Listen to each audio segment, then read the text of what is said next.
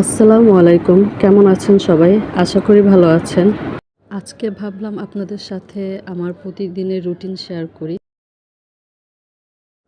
সকালে উঠে প্রথম কাজ হলো বিছানা গোছানো, তারপর ঘর ঝাড়ু দেওয়া, আর সাথে ফার্নিচারগুলো পরিষ্কার করা। ফার্নিচার মুছতে হয় কারণ প্রচুর ধুলা পড়ে। প্রতিদিনই এটা মুছতে হয়। আমাদের টপ ফ্লোর, তাই ধুলোবালি বেশি।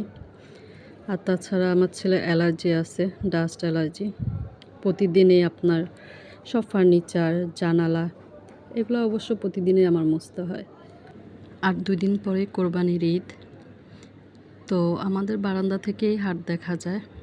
বিশেষ করে রাতে বারান্দায় বসে বসে হাট দেখতে খুবই ভালো লাগে।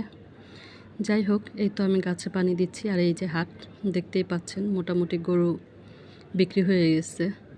মাত্র আর ২ দিন বাকি আছে। এদিকে আমি রান্না বসিয়ে দিয়েছি, করলা ভাজি, বা এটাকে অনেক জায়গায় উস্তাও বলে বা ছোট করলা বলে, একটুখানি আলু দিয়ে।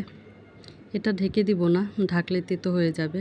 আর এইদিকে আমি মুরগি বসাবো, পেঁপে আর আলু দিয়ে ঝোল। তরকারিতে ঝোলের পরিমাণটা একটু বেশিই থাকবে, কারণ আমার ছেলের ঝোল খুব পছন্দ। আর পেঁপের তরকারি অবশ্য ঝোল হলেই ভালো লাগে।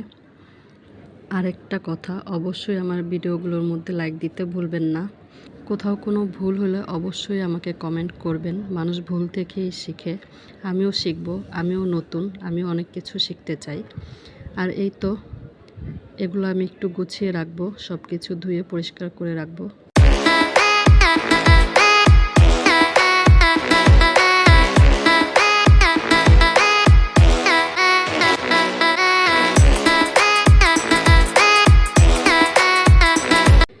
যাই হোক, সবাই আমার জন্য দোয়া করবেন। আজ আর না, এ পর্যন্তই। সবাই ভালো থাকবেন। আল্লাহ হাফেজ।